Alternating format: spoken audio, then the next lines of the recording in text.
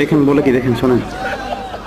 হে আল্লাহ, চরমনা বিশ্বাস হুজুর হাফিজাহুল্লাহ তাআলা ওয়া রাহ, আল্লাহ ওনাকে হাজী ইমদাদুল্লাহ মুহাজির মক্কির মতো কবুল করেন ইনশাআল্লাহ। আমরা হাতে হাত রাখতেছি, আপনারা প্রস্তুত হন।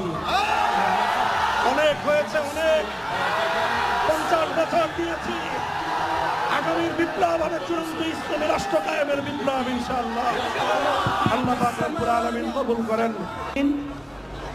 আজকে ইসলামের পক্ষে আমাদের যত ইসলামী দলগুলো রয়েছে, আমি প্রায় সব দলের সাথেই আলোচনা করেছি।